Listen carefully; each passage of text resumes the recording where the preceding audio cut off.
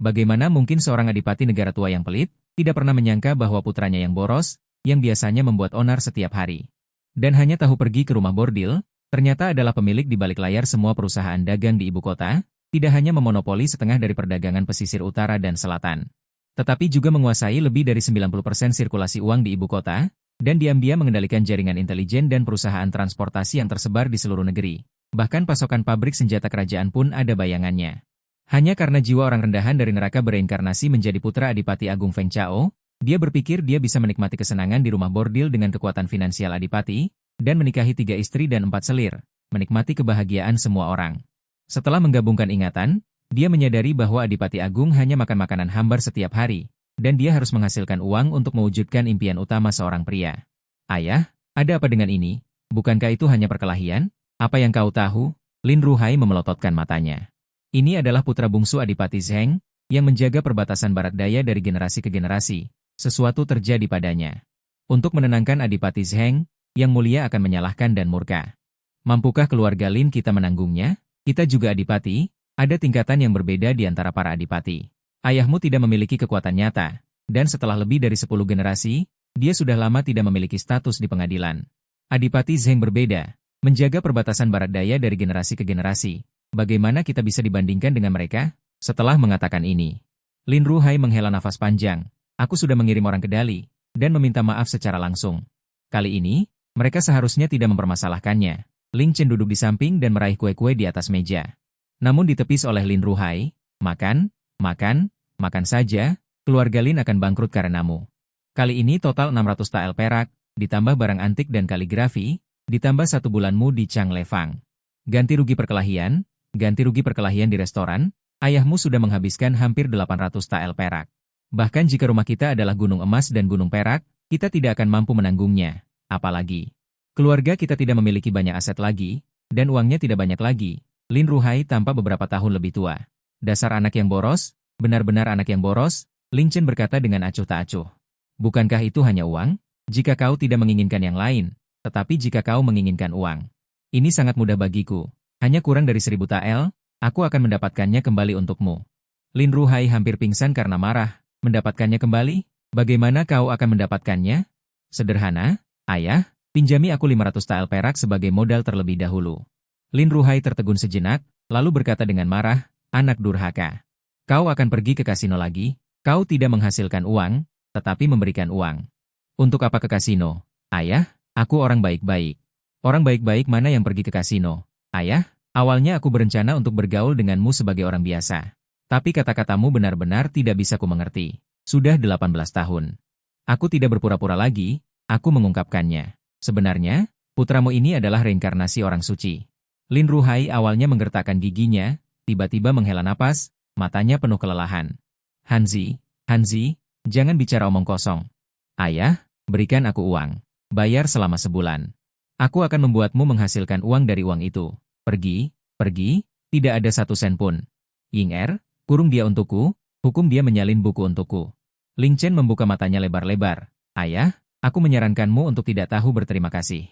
Kurung dia. Ying di samping segera datang untuk menarik Ling Chen. Tuan muda, jangan bicara lagi, kalau tidak tuan akan benar-benar menghukummu dengan hukum keluarga. Ling Chen dibawa kembali ke kamar, penuh dengan depresi. Pelayan di samping, Ying berkata, Tuan muda, tenanglah dan tinggallah untuk sementara waktu. Selama ini, tuan telah berlari ke sana kemari untukmu. Kau tidak tahu apa yang kau buat di Jinling. Sampai tersebar ke istana kekaisaran. Jika tuan tidak bergerak, kau mungkin sudah ditangkap. Melihat Ling Chen sedang linglung, Ying mencoba bertanya lagi. Tuan muda? Tuan muda. Detik berikutnya, Ling Chen menampar meja. Berdiri dengan penuh kejutan. Aku punya ide. Ying tertegun. Tuan muda, apa yang kau pikirkan? Aku tahu bagaimana menghasilkan uang. Ying katakan padaku, apakah orang tuaku punya uang pribadi? Ying membuka matanya lebar-lebar. Apakah ada brankas kecil? Ying menggelengkan kepalanya seperti mainan per. Tidak ada. Lalu, apakah ada barang antik dan kaligrafi yang bisa digadaikan untuk mendapatkan uang? Ying ragu sejenak. Dia menggeleng. Ling Chen terkekeh pelan. Menatap Ying Ying kau tadi ragu sejenak. Jelaskan ada sesuatu yang terlintas di pikiranmu. Cepat, bawa aku ke sana. Jika tidak, bayi, kamu juga tidak ingin hari ini diusir dari rumah Lin, kan? Bayi membuka bibir merahnya, terkejut. Tidak lama kemudian, Ling Chen keluar dari sebuah kamar, membawa bungkusan besar. Di dalamnya berisi berbagai barang antik dan lukisan. Benda ini di zaman kuno sama berharganya dengan emas. Sangat umum di kalangan keluarga terkemuka dan merupakan mata uang keras. Ling Chen membawa bayi. Memanggil kereta kuda dan langsung menuju pegadaian. Setelah memasuki pegadaian, Ling Chen menggadaikan semua barang ini. Manajer itu tidak terkejut melihat orang yang datang. Tuan Muda Ling datang untuk menggadaikan. Apa yang ingin digadaikan Tuan Muda Ling kali ini? Ling Chen membuka bungkusan itu, semuanya. Bahkan manajer pun terkejut dengan barang-barang Ling Chen ini. Ini, begitu banyak? Benar. Jika kamu ingin mengambilnya kembali nanti, kamu akan rugi besar. Jangan terburu-buru. Mari kita tulis surat perjanjian. Kalau aku membatalkannya, kalian tidak perlu takut. Manajer memandang Ling Chen dan tersenyum. Tuan Muda Ling, Anda benar-benar berbakti. Apakah Anda ingin menggadaikan mati atau menggadaikan hidup? Menggadaikan hidup. 2 bulan saja. Nanti aku akan menebusnya kembali. Baik. Tidak lama kemudian, Ling Chen keluar dari pegadaian dengan membawa 1.500 tael perak. Bayi yang mengikutinya tidak berani bertanya atau berkata apapun, hanya menatap Ling Chen dengan hati-hati. Tuan Muda, apa yang akan kita lakukan selanjutnya? Apa yang akan kita lakukan? Tentu saja mencari uang. Ling Chen sangat bersemangat. Hal pertama yang dia pilih untuk menghasilkan uang adalah minuman keras suling. Teknologi dinasti Dafeng tidak maju. Kemurnian minuman keras di sini tidak terlalu tinggi. Tidak bisa dibandingkan dengan minuman keras suling. Hampir semua orang di dinasti Dafeng minum minuman keras. Mereka harus minum minuman keras. Para sarjana juga perlu minum minuman keras. Bahkan wanita pun akan minum 2 atau 3 gelas. Ketika wanita penghibur menemani minum, mereka juga harus bisa minum. Jadi, memulai dengan alkohol adalah titik masuk yang paling tepat, dan Ling Chen membuat minuman suling. Hampir tidak memerlukan biaya. Dia hanya perlu membeli alkohol dari kilang anggur lain di Jingxi. Kemudian gunakan distilasi. Jika tidak, distilasi dapat dilakukan tanpa pipa distilasi. Bambu dapat digunakan sebagai pengganti. Setelah sambungan di tengah bambu dibuka, ia dapat berfungsi sebagai pipa. Sekarang, kita perlu tahu di mana biaya alkoholnya relatif rendah dan rasanya enak. Kita harus memilih yang paling hemat biaya. Selain itu, kita perlu menyewa toko di kota. Ini membutuhkan bantuan agen. Segera, Ling Chen datang ke agen dengan bayi. Yang disebut agen adalah perantara properti kuno, tetapi bisnis agen akan lebih luas. Lagi pula, agen juga dapat terlibat dalam jual beli orang, seperti pelayan dan sejenisnya. Anda juga dapat meminta bantuan agen. Ketika dia melihat Ling Chen datang, seorang pelayan dari agen menyambutnya dengan senyuman di wajahnya. Tuan Muda, apakah Anda perlu membeli rumah? Atau membeli pelayan? Tuan Muda ini membutuhkan toko yang bagus untuk membuka toko. Lokasinya harus bagus. Oke. Tuan Muda, saya akan memeriksanya untuk Anda sekarang. Pria itu segera mulai membolak-balik. Setelah beberapa saat, dia berkata, Jalan Baihu di Pasar Dong. Ada toko yang harganya 800 tael perak. Lokasinya sangat bagus.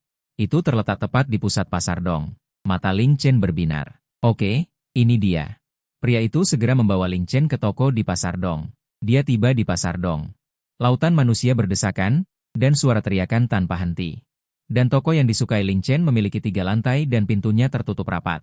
Pemilik toko ini mengalami sesuatu di keluarganya dan berencana untuk meninggalkan Jinshi. Dia akan pindah ke Jiangnan, jadi dia berencana untuk menjual toko itu. Mata Ling Chen berbinar. Oke, ini dia. Begitu dia selesai berbicara, sebuah suara sinis terdengar dari samping. Oh, bukankah ini Ling Chen, sampah dari ibu kota? Ling Chen menoleh dan melihat seorang pelaibau. Dia mengipasi dirinya dengan kipas lipat dan mengenakan liontin batu giok di pinggangnya. Dia mencibir di sampingnya. Alis Ling Chen terangkat. Dia bisa bertemu musuh begitu dia keluar. Ling Chen menatap bayi itu tetapi tersandung. Bayi. Dia dan Yang, tapi kuncinya adalah dia benar-benar tidak berani bertindak. Alasannya adalah kemampuan bertarung Ling Chen sangat kuat. Ling Chen penuh dengan penghinaan. Tidak berani berbicara lagi, tidak berani berbicara. Kenapa kau melompat keluar, Wei Zhen? Tuan Muda sedang dalam suasana hati yang baik hari ini, tidak akan memukulmu. Cepat enyah. Menunda bisnis Tuan Muda akan menghajarmu. Seorang putra yang boros. Berani melompat-lompat. Tuan Muda bahkan berani memukul putra adipati. Melihat Ling Chen maju selangkah. Wei Zhen tanpa sadar mundur selangkah. Otakmu tidak beres, aku tidak akan berdebat denganmu. Tapi Ling Chen, kau memilih untuk berbisnis di sini, aku akan langsung menghancurkanmu. Ling Chen mendengus. Toko keluargaku ada di sini. Dia menunjuk ke seberang. Ling Chen melirik. Tepat di seberang toko itu, ternyata adalah toko yang menjual arak. Setara dengan kedai arak. Banyak orang sedang minum arak. Kedai arak. Ling Chen memiliki ekspresi lucu. Itu sangat bagus. Aku juga menjual arak. Wei Zhen, jangan bilang aku menindasmu. Kau masih punya waktu untuk berganti pekerjaan sekarang. Kalau tidak, begitu tokoku buka, tokomu akan segera kehilangan pekerjaan. Wei Zhen tertawa terbahak-bahak. Kau benar-benar tidak beres. Pembuatan arak keluarga Wei kami cukup terkenal di Jinling. Sudah lama berdiri. Kau juga bisa membuat arak, membuatku tertawa sampai mati. Jangan buka, nanti celanamu juga akan hilang. Wei Zhen tertawa sambil berjalan pergi. Tidak bisa. Aku harus memberitahu orang lain tentang ini. Benar-benar lucu. Pemuda boros Jinling sebenarnya ingin menjual arak. Jangan sampai kau kehilangan semua warisan leluhurmu. Bayi di samping sedikit khawatir. Tuan muda, bagaimana kalau kita berganti pekerjaan saja? Berganti pekerjaan? Berganti pekerjaan apa? Apa yang dia sombongkan? Tenang saja. Dalam beberapa hari, aku akan membuatnya menangis hingga tidak bisa berhenti. Ling Chen sangat percaya diri.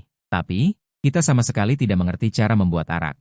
Siapa bilang menjual arak harus mengerti cara membuatnya? Bayi terkejut. Tidak mengerti cara membuat arak, bagaimana cara menjual arak? Ling Chen tampak tenang.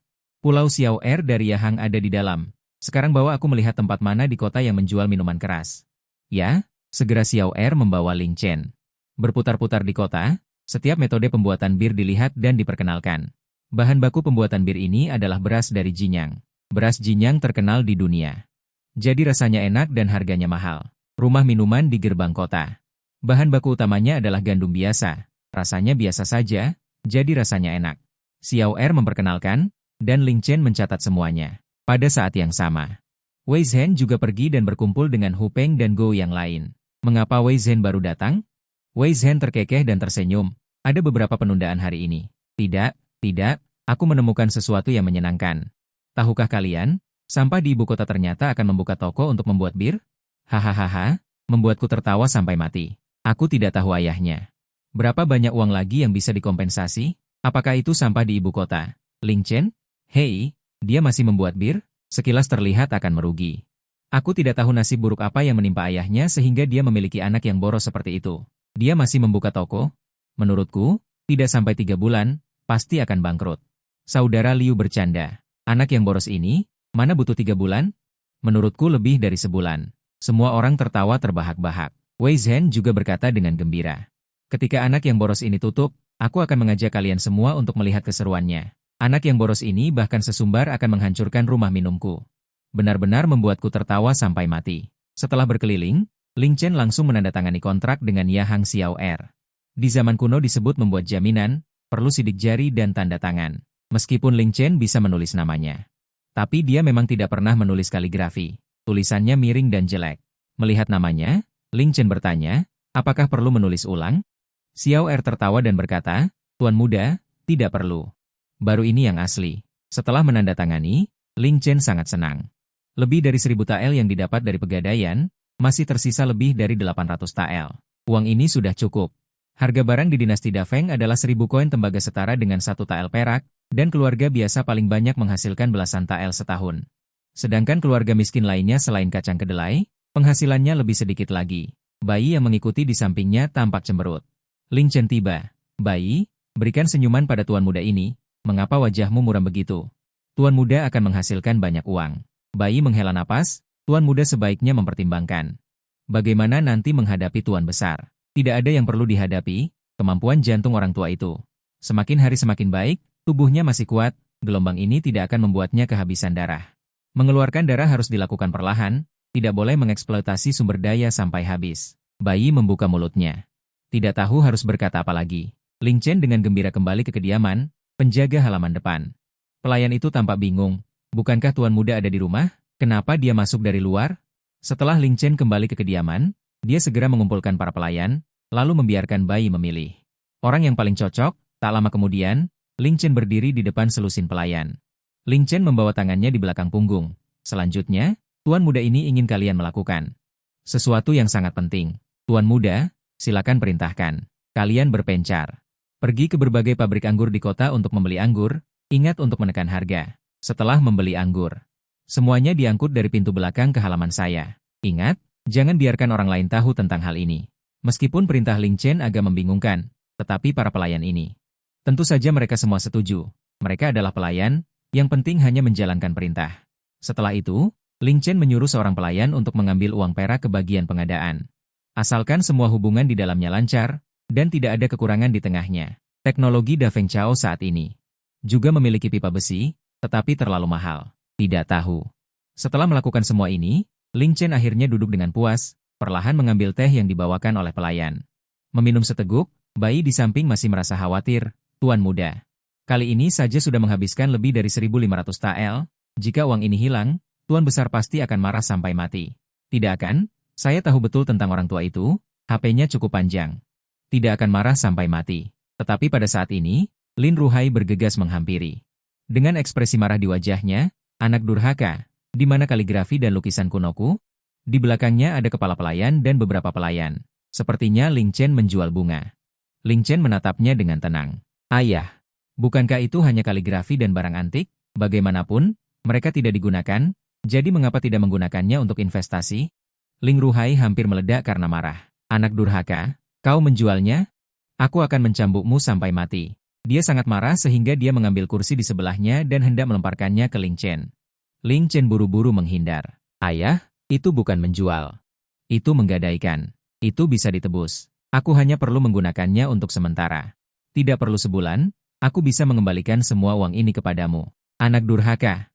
Ling Ruhai mengejar Ling Chen, mengangkat kursi. Itu adalah koleksi ayahmu. Itu masih dari dinasti Yao Agung. Beraninya kau menggadaikannya? Berapa banyak yang kau dapat? Anak durhaka. Begitu banyak kaligrafi dan lukisan berharga, kau hanya menggadaikannya seharga lebih dari 1.000 tael. Pemboros, pemboros, di mana uangnya? Segera tebus barang-barang itu untukku. Seorang bayi berdiri di samping. Agak bingung. Pada saat ini, kepala pelayan dan pelayan lainnya sama sekali tidak bisa membantu. Ling Chen berlari sambil menoleh ke belakang dan berkata, sudah dihabiskan, sudah kubilang untuk investasi. Investasi membutuhkan pembelian properti, kan? Membutuhkan pembelian mesin dan peralatan serta aset tetap lainnya, kan? Membutuhkan pembelian bahan baku, kan? Mana yang tidak butuh uang? Sekarang mungkin masih tersisa 100 tael. Ayah, jika kau tidak senang, aku akan meminta orang untuk membelikanmu ayam panggang di restoran. Bukankah kau paling suka makan pantat ayam? Anak durhaka. Ling Ruhai sangat marah sehingga dia melempar kursi itu. Untungnya, Ling Chen menghindar dengan cepat. Setelah melempar, Ling Ruhai langsung duduk di tanah, wajahnya penuh kesedihan. Meskipun aku, Ling Ruhai, tidak bisa disebut bijaksana, aku lumayan berkat restu leluhur. Bagaimana bisa aku memiliki putra sepertimu? Pemboros, pemboros? Seorang bayi mengumpulkan keberanian dan berkata, Tuan Muda membeli toko di Pasar Timur, dan kemudian meminta orang untuk membeli minuman keras. Kali ini Tuan Muda serius. Serius? Kapan dia tidak serius saat menghambur-hamburkan uang? Aku justru berharap anak boros ini tidak terlalu serius, semakin serius. Berdiri dan menjadi Ling Chen lagi, tetapi tidak punya kekuatan lagi, anak boros. Anak boros, Ling Chen, ayah. Dengar, kita tidak boleh menangis, jika ingin menangis, harus berdiri dan menangis. Ying Er menarik lengan baju Ling Chen, Tuan Muda, kurangilah bicaramu. Lin Ruhai menghela napas, marah dan kecewa, Ling Chen. Kalau begitu, aku berjanji tidak akan membuat masalah atau boros selama 3 bulan ke depan. Bagaimana? Lin Ruhai menghela napas, anak boros. Jika kamu bisa tidak membuat masalah atau keributan selama 3 bulan, 1.000 tael lebih ini. Masih ada nilainya, aku hanya takut kamu bicara omong kosong, mulut Ling Chen berkedut. Ayah, apakah ayah berbicara seperti itu kepada putramu? Tenang saja. Putramu sudah berbeda. Lin Ruhai tidak mempedulikan Ling Chen, berbalik dan keluar dari halaman. Tampaknya sangat kecewa. Ying Er juga cemas di samping, Ling Chen. Jangan khawatir, dalam waktu kurang dari sebulan, aku bisa membalikan keadaan. Pada saat yang sama, Istana Kekaisaran, Aula Taiji, Dinasti Da Feng yang sekarang. Aku bernama Tianding, dan Kaisar Tianding saat ini juga berada di ruang kerjanya. Memeriksa memorial, baru-baru ini di kalangan masyarakat. Apakah ada sesuatu? Kasim yang melayani di samping menjawab. Yang mulia, tidak ada apa-apa, baru-baru ini putra Adipati Inggris membuat masalah lagi. Kaisar Tianding berkata dengan ringan. Oh, sampah ibu kota, membuat masalah. Sudah menjadi kebiasaan, bukankah sebelumnya berani menghentikan putra Adipati Zhenkuo dan dipukuli? Aku tidak tahu bagaimana Adipati Inggris mendidik putranya, para pewaris yang tidak berguna ini. Benar-benar tidak bisa melakukan apa-apa, aku masih berharap mereka menjadi pilar dinasti Da Feng. Benar-benar mengecewakanku dan berbakti, masalah generasi penerus. Tidak ada yang bisa mengatakan dengan pasti, Yang Mulia, tebak siapa Ling Chen kali ini. Apalagi yang dia lakukan? Dia bahkan mencuri barang antik dan lukisan dari rumah untuk menggadaikan dan menjualnya demi uang, lalu ingin membuka toko dan bersaing dengan putra Wei Zhen. Kaisar Tianding bergumam, kadang-kadang aku iri pada para pemuda kaya ini, yang hanya makan, minum, dan bersenang-senang sepanjang hari. Setelah terdiam beberapa saat, Kaisar Tianding berkata, pemberontakan pengungsi di Dongshan.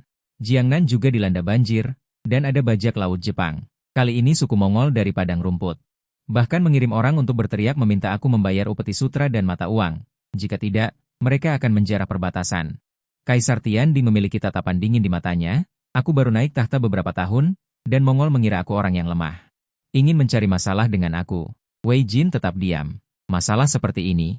Dia, seorang Kasim, tidak bisa ikut campur. Yang bisa dia lakukan hanyalah menemani Kaisar Dafeng ini. Yang paling dibenci adalah tidak ada uang. Bahkan upah untuk perbatasan pun tidak bisa dibayarkan. Aku harus bertanya lagi pada Kementerian Keuangan. Di mana uangku? Mengapa pajak yang dikumpulkan semakin sedikit dari tahun ke tahun? Para pelayan keluarga Lin bergerak dengan cepat. Barang-barang yang dibutuhkan Ling Chen segera dibeli. Satu persatu pelayan mengangkat guci-guci arak masuk. Ling Chen masih memberi perintah. Simpan dengan rapi menurut jenisnya. Arak dari pabrik yang sama dengan jenis yang sama, simpan semuanya bersama. Ling Chen kemudian memerintahkan para pelayan untuk meletakkan panci besar di dalam ruangan, dan membawa kayu bakar di bawahnya. Kemudian menutupnya dengan penutup besar. Di tengah penutup disambungkan bambu. Tempat bambu berbelok dan terhubung. Ditutup dengan lumpur untuk memastikan kedap udara. Ujung lainnya disiapkan untuk wadah menampung arak. Perangkat ini adalah alat distilasi, mirip dengan peralatan kimia yang digunakan dalam eksperimen kimia di SMP dan SMA. Fungsinya adalah untuk menyuling, lebih lanjut memurnikan arak ini, dan meningkatkan kadar alkoholnya. Di Tiongkok kuno, arak suling mungkin baru ada pada dinasti Yuan. Sebelum dinasti Yuan, tidak ada arak suling. Arak itu jika diletakkan di zaman modern, hambar dan tidak berasa. Sementara di dinasti Dafeng, Ling Chen sebelumnya sengaja mengikuti pelayan Yasing ke pabrik arak dan menemukan bahwa tidak ada arak suling. Ling Chen hanya akan menangkap orang, menuangkan arak yang sama ke dalam panci besar ini, lalu mulai membakarnya. Prinsip distilasi juga sangat sederhana. Karena titik didih air adalah 100 derajat Celcius, sedangkan alkohol akan mendidih menjadi gas pada 78,3 derajat Celcius. Cukup kendalikan suhu dalam kisaran ini sehingga alkohol menguap menjadi cairan, lalu mengalir melalui pipa bambu. Mengalir ke wadah yang sudah disiapkan, sehingga kita bisa mendapatkan alkohol yang lebih murni, tentu saja. Ini membutuhkan pengawasan dan pembuatan selama 24 jam. Ling Chen awalnya berencana membuat botol kaca untuk tempat anggur Da Feng Chao. Jika dia bisa membuat botol anggur kaca modern, bahkan mengukir nama tempat pembuatan anggurnya sendiri, untuk menciptakan mereknya sendiri. Dengan begitu, dia bisa menargetkan pasar kelas atas. Sayangnya, uang di tangan Ling Chen tidak cukup. Ide ini harus ditunda untuk sementara waktu. Saat ini, biaya anggur segar buatannya paling rendah. Setelah menghasilkan uang, dia akan segera mulai menyuling anggur berkualitas dan dipadukan dengan botol anggur, untuk menguasai pasar kelas atas di ibu kota. Melihat ruangan yang penuh dengan panci besar, total 5 panci besar mulai dipanaskan untuk menyuling. Ling Chen meregangkan tubuh. Perlu disuling dan dimurnikan beberapa kali lagi. Besok seharusnya selesai disuling.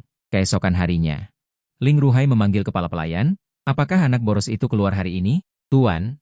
Tuan muda sejak kemarin terus mengutak-atik anggur yang dibelinya. Dia menyuruh orang membeli bambu dan beberapa panci besar. Saya juga tidak mengerti. Ling Ruhai menghela napas lega. Asalkan tidak membuat masalah, biarkan saja dia.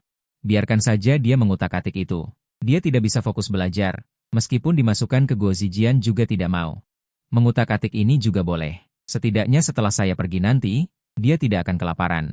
Sekarang dia memiliki harapan yang sangat rendah pada Ling Chen. Sementara Ling Chen saat ini, sedang memerintah pelayan untuk melakukan penyulingan kedua. Dia mencicipi anggur hasil penyulingan pertama dan masih merasa agak hambar.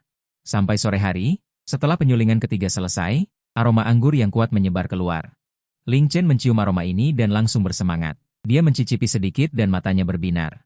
Bagus, anggur ini bagus. Pasti tidak ada masalah dengan anggur lainnya. Pelayan lainnya juga menghirup aroma dan menelan ludah. Anggur buatan tuan muda benar-benar harum. Bagaimana cara membuatnya? Sebelumnya saat menuangkan anggur ini tidak seharum ini. Siapkan semua anggur. Yinger segera maju. Tuan muda, segera bawa beberapa orang ke toko, cari orang untuk memesan plakat. Namanya, Dewa Mabuk. Siapkan semua yang dibutuhkan untuk pembukaan. Baik. Ling Chen memanggil seorang pelayan lagi, ambil uang ini dan belikan permen, lalu bagikan sebagai hadiah kepada anak-anak di kota. Beritahu mereka bahwa minuman keras dewa akan dibuka dalam 3 hari. Pada saat itu, akan ada dewa yang menyampaikan. Metode pembuatan bir, minuman keras yang dibuat akan dijual. Ini adalah kesempatan sekali dalam 1000 tahun. Pelayan itu tertegun. Tuan muda, minuman keras dewa, untuk apa susah payah? Suruh kau pergi berpromosi. Pelayan itu segera pergi. Ling Chen sangat tenang. Ini adalah zaman kuno, dan tidak ada iklan televisi. Aku hanya bisa beriklan seperti ini. Selain itu, orang kuno percaya tahayul, dan mereka setengah percaya pada dewa. Jika dia mengaitkan dirinya dengan nama dewa, mereka tidak akan percaya, tetapi mereka akan penasaran. Selama kau membangkitkan rasa ingin tahu, itu sudah cukup. Setelah melakukan semua ini, Ling Chen pergi mencari Ling Ruhai lagi. Begitu dia memasuki pintu. Melihat Ling Ruhai duduk di sana, Ling Chen berkata, "Ayah." Ling Ruhai mendongak, dan wajahnya langsung jatuh. "Apa yang akan kau lakukan lagi? Katakan apa yang ingin kau katakan dengan cepat. Aku tidak akan setuju bahkan jika kau mengatakannya." Ling Chen tersenyum lebar. "Ayah, apa yang kau katakan? Bukankah aku putramu? Kenapa aku merasa kau menjagaku seperti pencuri? Kau tidak adil." Janggut Ling Ruhai bergetar karena marah. Melihat dia akan marah, Ling Chen buru-buru berkata, "Ayah, kali ini aku ingin meminjam petugas pembukuan darimu." "Petugas pembukuan? Untuk apa kau meminjam petugas pembukuan dariku?" "Sederhana saja, toko baru dibuka, tidak ada manajer. Merekrut seseorang, tidak mungkin merekrut yang cocok dalam waktu singkat. Biarkan petugas pembukuanmu mengisi posisi itu selama beberapa hari dulu." Ling Ruhai menatap Ling Chen. Dia merasa ada sesuatu yang berbeda. Seorang anak nakal benar-benar akan membuka toko. Omong kosong, uang sudah diinvestasikan. Tidak ada jalan untuk kembali setelah panah dilepaskan. Ling Ruhai merenung sejenak. "Baiklah, aku akan memanggil petugas pembukuan. Aku akan meminjamkannya padamu selama beberapa hari. Selama kau tidak membuat masalah. Ingat, jika Ling Chen membuka toko, jangan membuat masalah." Pasar Dong dan Pasar Barat. Pasar Dong memiliki lebih banyak pejabat tinggi dan bangsawan. Jika kau membuat masalah di sana, status adipatiku ini mungkin tidak bisa melindungimu. Aku tahu, aku tahu." Ling Chen keluar dengan tidak peduli. Ling Ruhai menghela nafas. Anak nakal, jangan membuat masalah lagi." Pada saat yang sama, di Huangdou yang diminta Ling Chen, beredar metode pembuatan arak dewa. Juga beredar luas, banyak anak-anak menyebarkannya dari mulut ke mulut. Huangdou dikenal oleh semua orang. Papan nama yang diminta Ling Chen juga sudah digantung, namanya arak dewa. Berita ini dengan cepat menyebar. Wei Zhen setelah mendengarnya, tidak bisa menahan diri untuk mencibir. Arak dewa yang sedang dibicarakan di kota itu, dibuat oleh Ling Chen itu, sungguh lucu. "Arak dewa apanya? Mungkin hanya arak yang baunya menyengat," kata seorang teman. "Tuan muda Wei, dia kebetulan buka besok, bagaimana kalau kita pergi bersama besok?" "Baiklah, kita lihat apakah arak dewa Ling Chen seperti air kencing kuda." "Hahaha. Baik, kita pergi bersama. Kali ini, aku pasti akan mempermalukannya." Tak lama kemudian, tibalah hari pembukaan. Ling Chen membawa Ying Er, juga juru tulis dan pelayan, pergi ke Pasar Timur. Setibanya di Pasar Timur, orang sangat banyak, dan di depan arak dewanya sendiri juga ada banyak orang. Ling Chen tersenyum lebar, membuka kipas lipatnya. "Ying Er, menurutmu orang-orang ini seperti apa?" Ying Er tertegun. "Tuan muda, seperti apa?" "Seperti dompet berjalan. Uang perak ini, sebentar lagi akan menjadi milik tuan muda." Ying Er menghela napas. Ingin mengatakan sesuatu, tetapi tidak bisa mengatakannya. Mungkin kali ini tuan muda akan membentur tembok. Ling Chen dengan percaya diri berjalan keluar, tiba di depan pintu. Menyuruh pelayan mereka bersiap untuk pembukaan. Seseorang di depan kerumunan bertanya, "Bolehkah saya bertanya, tuan muda ini? Apakah pemilik arak dewa ini?" "Benar," jawab Ling Chen sambil tersenyum. "Dewa mengajari saya cara membuat arak, saya harus membagikannya kepada semua orang, agar semua orang bisa mencicipi arak dewa ini." Begitu kata-kata ini diucapkan, Wei Zhen membawa orang keluar dari kerumunan. Omong kosong. Orang-orang lainnya melihat ke arah Wei Zhen. Wei Zhen tersenyum sinis. "Dengarkan aku, orang di depan kalian ini adalah putra Adipati Ying yang terkenal. Ling Chen si sampah sperma. Dia diajari membuat arak oleh dewa? Kalian pikir orang yang kerjaannya cuma makan dan bersenang-senang tahu cara membuat arak? Aku khawatir semua orang yang sudah bayar hanya akan dapat air kencing kuda." Begitu kata-kata itu keluar, semua orang tampak terkejut dan terkejut.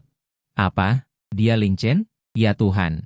Kudengar belum lama ini, dia berkelahi dengan putra Adipati Zheng Kuo. Tak disangka, dia membuka kedai arak. Tuan muda yang keras kepala seperti ini juga tahu cara membuat arak?" Wei Zhen mendengarkan diskusi orang-orang di sekitarnya, dan senyumnya semakin lebar saat dia melihat ke arah Ling Chen. "Bagaimana, Tuan muda Ling? Aku khawatir bisnismu akan bangkrut hari ini. Siapa yang akan membeli arakmu? Seorang temannya di sampingnya juga tertawa. Benar, kurasa Tuan Muda Ling kehabisan uang karena kalah. Kudengar beberapa hari lalu, dia menggadaikan semua barang antik dan kaligrafi ayahnya. Itu sebabnya dia ingin membuat arak untuk menipu dan menipu. Ying Er marah, siapa yang kalian bicarakan? Semakin banyak orang yang menonton keramaian. Ling Chen menghentikan Ying Er dengan kipas lipat di tangannya. Ying Er, jika seekor anjing menggigitmu, apakah kamu akan menggigitnya kembali? Untuk menghadapi anjing, jangan menggigit, pukul saja. Dan pukul mereka sampai sakit. Setelah Ling Chen selesai berbicara, matanya menunjukkan cahaya ganas. Wei Zhen, Tuan Muda ini membuka bisnis hari ini, dan kamu datang untuk membuat masalah dan memfitnahku. Sepertinya kulitmu gatal. Tuan Muda ini memiliki metode pembuatan arak yang diturunkan oleh dewa. Wei Zhen melihat keganasan Ling Chen. Jantungnya menciut, tetapi dia tertawa ketika memikirkan begitu banyak orang. Omong kosong tentang metode pembuatan arak dewa. Tidak ada yang namanya transmisi dewa di dunia ini. Itu hanya karena kamu belum bertemu dengannya, kan? Wei Zhen, karena kamu berani memfitnahku. Lalu, apakah kamu berani bertaruh denganku? Baiklah, bertaruh apa? Sederhana, bertaruh pada arakku dan arak dari kedaimu. Siapa yang rasanya lebih enak? Wei Zhen tidak bisa menahan tawa ketika mendengar ini. Ling Chen, apa kamu yakin? Ada ejekan di mata Wei Zhen. Pembuatan arak keluarganya adalah merek lama. Keterampilan selama lebih dari 10 tahun tak tertandingi di ibu kota. Ling Chen ingin dibandingkan dengannya. Bukankah itu mencari mati? Pastikan, kau keluarkan semua arak dari kedai arakmu. Aku akan keluarkan arak dari kedai ini, biar semua yang hadir mencicipinya, dan lihat mana yang lebih enak, arak keluargamu. Atau arak yang diajarkan oleh dewa ini. Wei Zhen sangat percaya diri. Jika aku menang, Wei Zhen, aku tidak menginginkan apapun. Kau bertarung denganku, yang kalah tidak boleh mengadu setelah pulang. Katakan saja sendiri yang terjatuh saat berjalan. Ling Chen mulai menggulung lengan bajunya, kelopak mata Wei Zhen berkedut. Dia ingin membuat Ling Chen jijik, tapi tidak berani berkelahi dengan Ling Chen. Semua orang tahu kalau Ling Chen berkelahi. Dia tidak peduli nyawanya. Teman Wei Zhen di samping berkata, Tuan Muda Wei, jangan takut, kali ini kita pasti menang. Betul. Apa yang dia tahu tentang arak? Seorang sampah yang boros. Arak keluargamu sudah pernah kucicipi sebelumnya. Rasanya di seluruh ibu kota. Juga bisa masuk 10 besar. Wei Zhen berpikir, memang benar. Jika kali ini dia menang, si pemboros ini pasti akan bangkrut pada hari pembukaan dan rugi beberapa ratus tael lagi. Memikirkan hal ini, Wei Zhen merasa senang dan langsung berkata, kalau kau mau bertaruh, ayo bertaruh. Tapi kalau aku menang, Ling Chen, lain kali kau bertemu denganku, kau harus dengan hormat memanggilku ayah. Teman-teman Wei Zhen bersorak. Sementara Wei Zhen dengan sombong membuka kipas lipat di tangannya, orang-orang yang menonton di sekitarnya juga berbisik-bisik. Mata mereka menunjukkan keterkejutan, Tuan Muda Wei ini bertengkar dengan si pemboros. Siapa suruh posisi si pemboros keluarga Ling ini sangat kebetulan. Tepat di seberang kedai arak keluarga Wei. Bukankah ini merebut bisnis? Bahkan jika tidak merebut, arak si pemboros keluarga Ling ini mungkin tidak enak, kan? Mulutnya akan kejang. Hanya seorang anak manja, hari ini aku akan memberitahunya mengapa bunga itu begitu merah. Ling Chen sangat percaya diri. Tak lama kemudian, Wei Zhen menyuruh para pelayannya pergi ke kedai arak untuk mengambil arak. Sementara kedai arak Ling Chen juga dibuka, menyuruh para pelayan mengirim arak ke dalam. Lalu mengambil satu guci arak lagi. Orang-orang yang menonton diam-diam memanjangkan leher mereka, melihat arak yang dibawa oleh pelayan Wei Zhen. Dengan suara, Pak, guci arak diletakkan di atas meja persegi 8. Wei Zhen meletakkan satu tangan di belakang punggung. Sementara tangan lainnya memegang kipas lipat dengan wajah penuh percaya diri. Bagaimana Ling Chen bisa dibandingkan? Sederhana, di antara orang-orang yang menonton ini, aku adalah orang yang rela kalah menang. Asalkan menang untuk Tuan Muda, nanti kalau dipukuli, jangan menangis memanggil ayah dan ibu. Wajah Wei Zhen membeku, sedikit kesal. Dia memberi isyarat kepada pelayan di sampingnya. Pelayan mulai memilih orang, sementara Ling Chen dengan santai berkata, kamu, dan beberapa itu, kemarilah. Orang-orang yang disebutkan di sampingnya. Mata mereka penuh kejutan. Harus diketahui bahwa harga arak di kedai arak kediaman Wei, satu kendi arak harganya 100 koin. Setengah kati arak harganya 5 tael perak, bagaimana mungkin rakyat biasa mampu membelinya? Sekarang, jika terpilih, mereka bisa mencicipi secara gratis sekali. 20 orang yang terpilih berdiri di sini, melihat 2 tempayan arak di atas meja basian. Ling Chen tentu saja berkata, nanti setelah kalian mencicipi, arak siapa yang lebih enak? Katakan saja, tidak perlu khawatir Tuan Muda Wei akan menyusahkan kalian, juga jangan khawatir pihak lain akan menyusahkan kalian. Wei Zhen sangat percaya diri. Benar, katakan saja. Ling Chen mengangguk, Kalau begitu mulailah menuangkan arak untuk mereka. Wei Zhen, tuangkan dulu arakmu. Wei Zhen tertawa keras. Ling Chen, tuangkan dulu arakku, takutnya setelah minum arakku, lalu minum yang disebut anggur dewa MU. Rasanya hambar. Beberapa teman di sampingnya juga tertawa terbahak-bahak. Tuan Muda Wei, sebenarnya rasanya hambar, perbandingan ini. Seperti perbandingan sari buah dan air kencing kuda. Ling Chen memandang mereka dengan jijik. Bagus, nanti kalian juga jangan pergi. Setelah aku menang. Minum bersama kalian. Teman-teman Wei Zhen langsung membeku wajahnya. Mulai saja. Tak lama kemudian, ada pelayan yang membuka tutup kendi arak kediaman Wei. Kemudian mulai menuangkan arak di dalamnya. Saat arak dituang, aroma harum menyebar. Tercium ke hidung orang-orang di sekitarnya. Orang-orang yang terpilih yang bersiap untuk minum arak itu menelan ludah. Mata mereka menatap lurus ke arah arak di dalam mangkuk. Orang-orang yang tidak terpilih juga menggerakkan hidung mereka, mata mereka penuh kerinduan. Harum sekali, aroma arak ini sangat enak. Wei Zhen mendengarkan diskusi orang-orang di sekitarnya. Tidak bisa menahan diri untuk berkata dengan bangga, semuanya, ini adalah arak harian kediaman kami. Aroma yang menyerbu, rasa yang kaya, anggur untuk yang lebih tua. Ini adalah permata toko. Begitu kata-kata ini keluar, mata orang-orang itu langsung terpaku. Oleh karena itu, di samping agak cemas, bendahara juga sedikit berkeringat. Nama besar Chang Er ini yang ini. Dia juga pernah mendengarnya. Salah satu dari 10 anggur teratas saat ini. Segera. Ke-20 orang itu memegang mangkuk dan segera meminum Chang Er ini yang. Setelah satu orang selesai minum, mereka merasa seolah-olah belum puas, bahkan tidak bisa menahan diri untuk menjilat mangkuk. Setelah satu orang selesai minum, wajah mereka juga dipenuhi dengan kegembiraan. Anggur yang enak. Ya, anggur ini sangat enak, harum dan kuat. Melihat reaksi orang-orang ini, Wei Zhen merasa lebih puas. Kipas lipat di tangannya terbuka, mulai berpura-pura melihat Ling Chen. Ling Chen, giliranmu. Oleh karena itu, bersama bendahara, mereka sangat gugup saat ini. Sementara Ling Chen sangat tenang menuangkan anggur untuk mereka. Beberapa pelayan mulai datang ke meja persegi 8, membuka langsung kendi anggur Ling Chen. Awalnya, orang-orang biasa di sekitarnya, bahkan termasuk ke-20 orang itu, tidak tertarik dengan kendi anggur Ling Chen. Tetapi saat tutup kendi anggur dibuka, mereka tidak bisa menahan diri untuk tertegun. Aroma anggur yang hampir langsung menyerbu ubun-ubun tercium. Ke-20 orang itu tertegun. Mereka semua melihat ke kendi anggur itu. Anggur yang sangat kuat. Ya Tuhan, aroma anggur ini sangat kuat, bahkan lebih kuat dari Chang Er ini yang ini. Aku belum pernah mencium aroma anggur seperti ini sebelumnya. Mungkinkah ini benar-benar ramuan dewa? Ekspresi ke-20 orang itu berubah. Ekspresi Wei Zhen juga berubah. Tidak mungkin. Menurut akal sehat, anak boros ini tidak bisa membuat anggur. Tapi begitu anggur ini dibuka. Mengapa aromanya begitu kuat? Tuangkan anggur suling ke dalam mangkuk, kata Ling Chen dengan tenang. Ini adalah batch pertama yang aku buat menggunakan metode pembuatan anggur dewa. Semuanya, silakan coba dulu, kata Ling Chen. Ke-20 orang itu tidak ragu lagi, masing-masing mengangkat mangkuk dan meminum habis anggur di dalamnya. Hai, seorang warga tersedak saat minum setengah. Wajahnya memerah. Dia menggerakkan lehernya, tampak tidak nyaman. Mata rakyat terbelalak, mungkinkah anggur ini beracun? Wei Zhen dan yang lainnya juga memperhatikannya. Setelah beberapa saat, dia sadar kembali, matanya berbinar. Wajahnya memerah, enak, sangat kuat. Anggur yang enak. Setelah mengatakan itu, dia langsung meneguknya. Menghabiskan seluruh anggur, sungguh memuaskan. Bayi itu melihat perubahan mereka. Juga bertanya dengan suara pelan, Tuan Muda, apakah mereka sangat puas? Ling Chen tampak tenang. Tentu saja, keduanya sama sekali tidak sebanding. Kadar alkohol anggur mereka bahkan tidak sebanding dengan bir. Kadar alkohol anggurku ini bisa disesuaikan untuk mencapai mereka.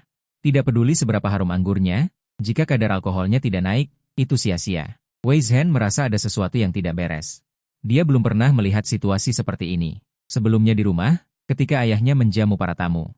Yang digunakan adalah anggur ini. Setelah para tamu meminum anggur itu, lalu meminum anggur lainnya. Mereka sama sekali tidak bisa minum lagi, mengatakan bahwa itu hambar. Tapi sekarang tampaknya, malah anggurnya sendiri yang menjadi hambar. Ini tidak mungkin.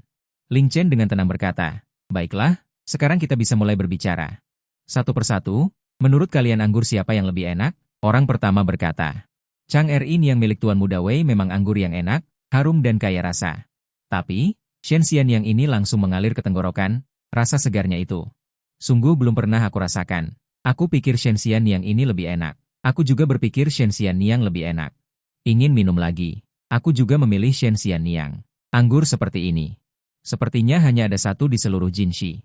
Ini mungkin benar-benar anggur yang bisa dibuat oleh dewa. Jenis anggur ini membuat orang ingin terus menikmatinya. Satu persatu rakyat. Semua memilih Shen Xianniang.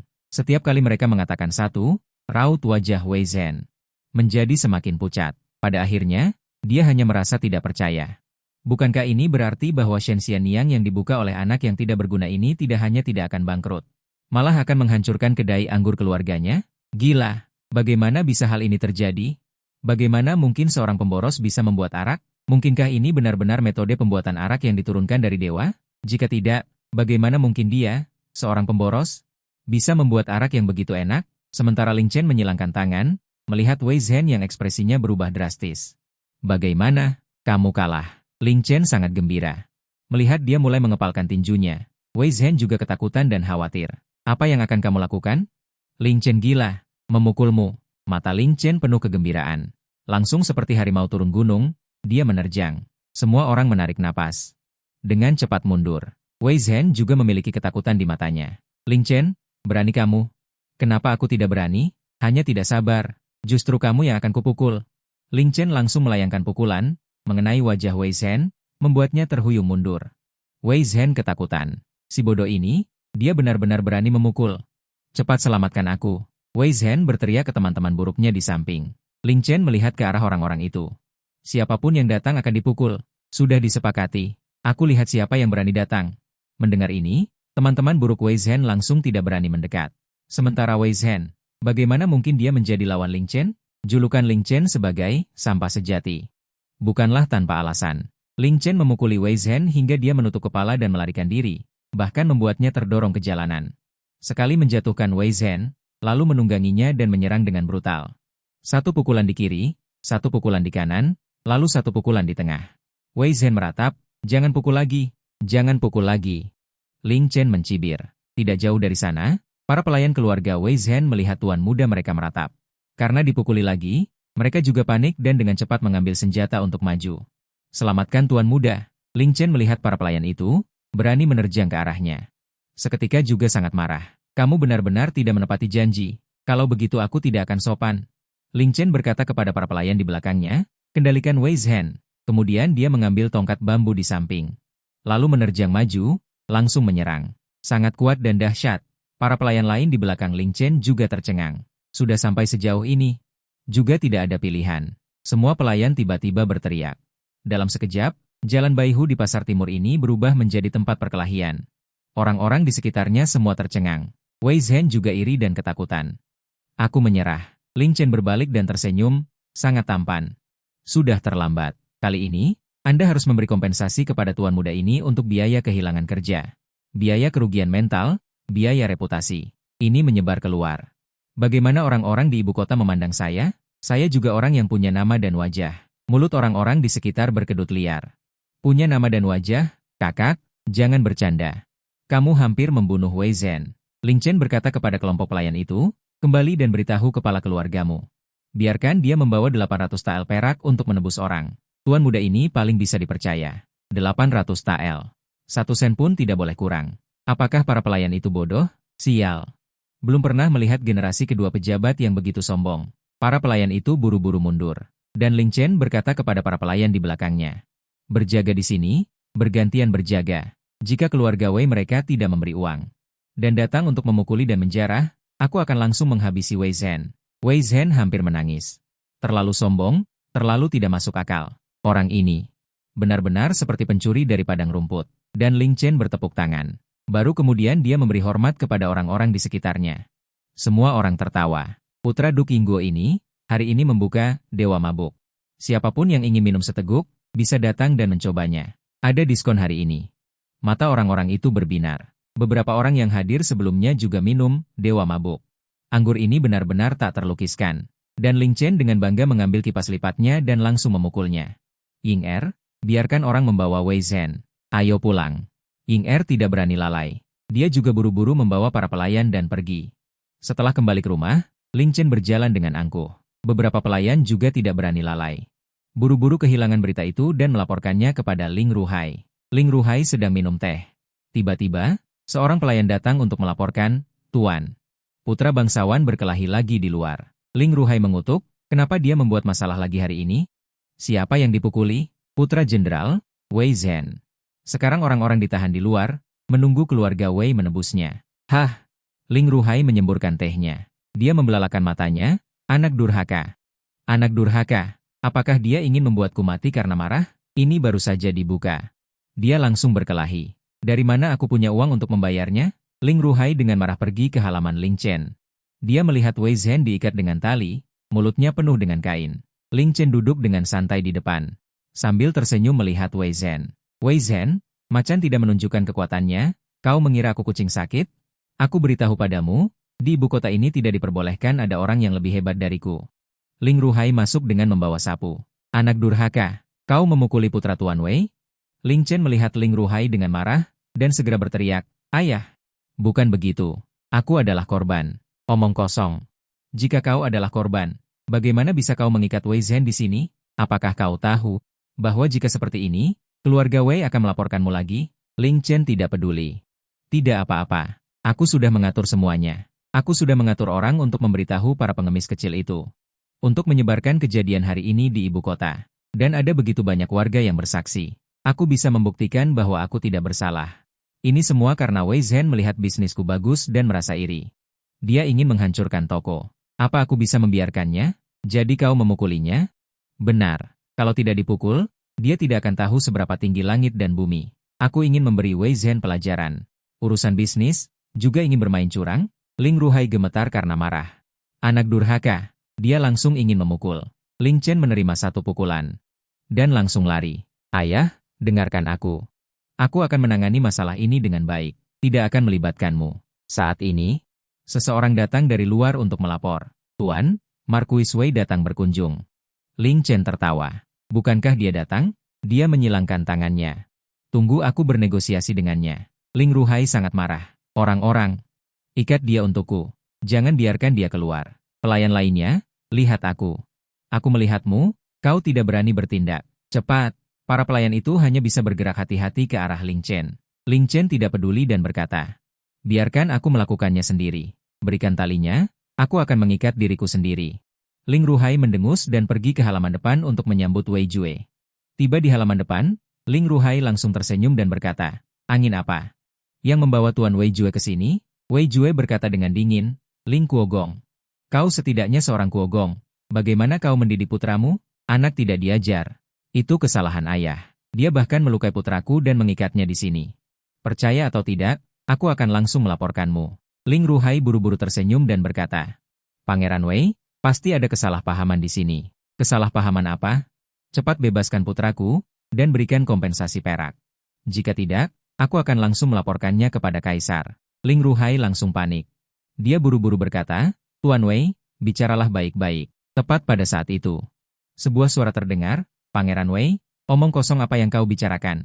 Begitu kata-kata ini keluar, Ling Ruhai tercengang. Dia sangat marah hingga kehilangan akal sehatnya. Dia melihat Ling Chen berjalan masuk dari luar. Dengan ekspresi arogan dan tidak terkendali. Tatapan Wei Jue menjadi dingin dan berkata, Ling Kuogong, inilah putra baikmu. Sampah ibu kota, benar-benar terkenal. Ling Chen melihat Wei Jue dan langsung bertepuk tangan. Para pelayan di belakang mengikat Wei Jue ke tiang kayu dan mendorongnya ke depan. Tatapan Tuan Wei menjadi suram. Ling Chen berkata, tidak heran dia adalah putra Wei Jue, seperti anjing mati. Ling Ruhai hanya merasakan kepalanya berdengung. Anak durhaka, bisakah kau mengurangi ucapanmu? Baik, baik, baik. Wei Jue sangat marah hingga mengucapkan 3 kata, baik. Keluarga adipati Inggrismu sudah lama jatuh. Melahirkan putra seperti itu? Baiklah, kalau begitu aku akan langsung mengajukan petisi untuk memakzulkanmu. Jangan harap masalah ini akan selesai dengan mudah. Ling Chen berkata dengan santai. Kau melapor, aku juga melapor. Rakyat ibu kota melihat dengan jelas anakmu ini yang memprovokasiku. Masih ingin menghancurkan toko tuan muda ini? Kenapa? Hanya dia yang boleh bertindak seenaknya? Tidak boleh aku melawan? Tuan Wei, sungguh besar kekuasaanmu. Lin Ruhai terduduk lemas di kursi. Tamatlah riwayatku. Dia bahkan ingin menampar wajahnya sendiri. Tidak tahan lagi, Tuan Wei menggebrak meja. Setidaknya, Ling Chen tanpa basa-basi langsung menampar wajah Wei. Mata Tuan Wei berkilat marah. Ling Chen berkata dengan tenang, coba sombong lagi, anakmu ada di tanganku. Wei Wu menangis, menatap Tuan Wei dengan penuh permohonan. Tuan Wei menggertakkan gigi. Kalau begitu, tunggu saja laporanku. Ling Chen berkata dengan santai. Silakan melapor. Orang yang tidak memakai sepatu tidak takut pada orang yang memakai sepatu. Kau pikir aku takut padamu? Hanya seorang bangsawan kecil, sombong sekali. Lin Ruhai benar-benar ingin mati. Tuan Wei berdiri. Aku ingin membawa anakku pergi. Tidak bisa. Mana uangnya? 800 tael yang dijanjikan? Kau memukuli anakku sampai seperti ini. Masih minta 800 tael? Baiklah, uang ini akan kuberikan. Ling Chen tersenyum lebar. Benar begitu. Kalah taruhan harus membayar. Tuan Wei, didiklah anakmu baik-baik, jangan sampai menyinggungku lagi. Jika tidak, aku tidak akan sopan. Tuan Wei mencibir. Dia menyuruh orang untuk mengambil uang, sendiri duduk di tempat duduknya, tanpa mengucapkan sepatah kata pun. Lin Ruhai merasa seolah langit runtuh. Menatap Tuan Wei, hanya melihat Tuan Wei dengan wajah dingin. Ling Chen seperti tidak terjadi apa-apa, menyuruh pelayan mengambil kursi, duduk di depan pintu. Akhirnya, pelayan Tuan Wei datang, di tangannya ada kantong uang. Tuan Wei melemparkan kantong uang itu ke Ling Chen. Ling Chen memeriksanya dengan cermat. Hei, ada juga uang kertas dan perak receh. Lumayan, lumayan. Tuan Wei memang murah hati. Ling Chen menoleh, menatap Wei Wu. Kalian, lepaskan Tuan Muda Wei. Ikat dia, apa-apaan ini? Para pelayan segera melepaskannya. Dan Ling Chen tampak tulus, Tuan Muda Wei, mulai sekarang. Kau adalah teman terdekatku, saudara kandungku. Terima kasih atas 800 tael dari ayahmu. Mata Wei Jue penuh dengan lubang emas seperti jalan kecil. Langsung datang ke sisi Tuan Wei melirik Ling Ruhai, Ayah. Aku sudah memikirkannya masak-masak. Memikirkan masak-masak apa? Justru pihak lain yang akan menghadap raja. Menghadap raja ya sudah, masalah sepele antar generasi kedua pejabat ini tidak akan terlalu serius. Lagi pula, aku yang benar dalam masalah ini. Setelah selesai berbicara, Ling Chen baru datang, sebelumnya kau selalu berhati-hati dan menderita keluhan. Namun apa hasilnya? Di kehidupan ini, semua orang memandang rendah dirimu. Jangan bicara yang lain, katakan saja cabang lain, setiap saat datang untuk meminta uang. Dan kau tidak berani menyinggung mereka. Jika terus begini, bagaimana jadinya? Ling Ruhai menghela napas, para pejabat tinggi di kehidupan ini terlalu banyak, sebuah batu bata jatuh.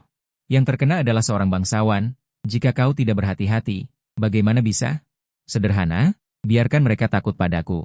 Ling Ruhai hanya merasa bahwa Ling Chen tidak masuk akal.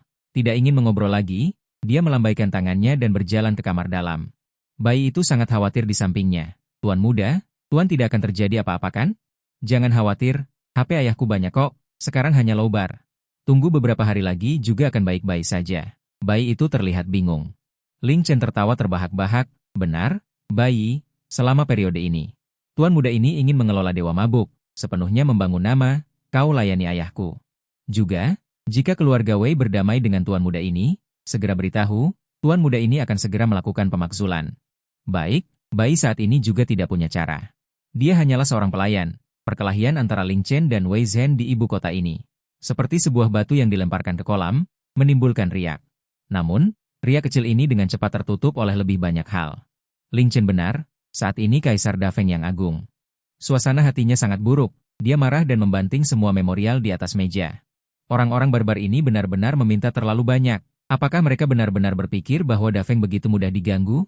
Mereka meminta Dafeng membayar mata uang, sutra, teh, garam, dan lain-lain. Setelah dihitung setahun, jumlahnya lebih dari 1 juta tael perak. Wajah Ren Tianding dingin, Kasim yang melayaninya tidak berani berbicara. Dia juga sibuk membantu dengan hati-hati mengambil memorial itu. Ren Tianding menggosok dahinya, tepat pada saat itu. Seseorang di luar melaporkan, Yang Mulia, Tuan Wei meminta audiensi. Ada apa? Dia berkata dia ingin memakzulkan putra Adipati Ingguo. Karena memukul putranya tanpa alasan dan harus dipenjara. Ren Tianding sedikit kesal.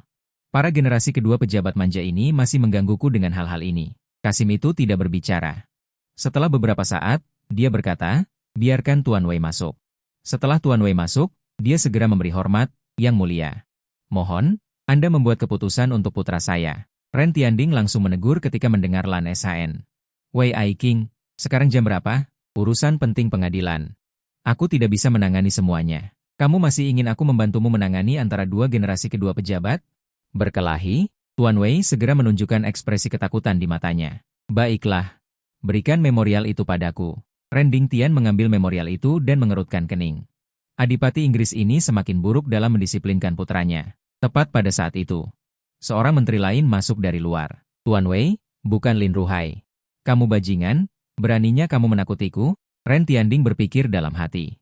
Bawa dan lihat, memorial Lin Ruhai dibuka, dan kata-kata di atasnya membuat ekspresi Ren Tianding aneh. Ini sama sekali bukan tulisan Lin Ruhai, tetapi tulisan Ling Chen. Lin Ruhai dengan singkat dan padat menjelaskan alasan kejadian ini dalam memorialnya. Ren Tianding mengerutkan kening. Dia melihat ke arah menteri yang menyerahkan memorial itu, Wei Ai King. Benar-benar kau ini, perkamen ini pasti sudah ada di tanganmu sejak lama, kan? Katakan, berapa banyak uang yang kau terima dari Duk Inggris? Orang yang menyerahkan perkamen itu. Yang mulia, Duk Inggris khawatir tentang putranya, jadi dia mencari saya.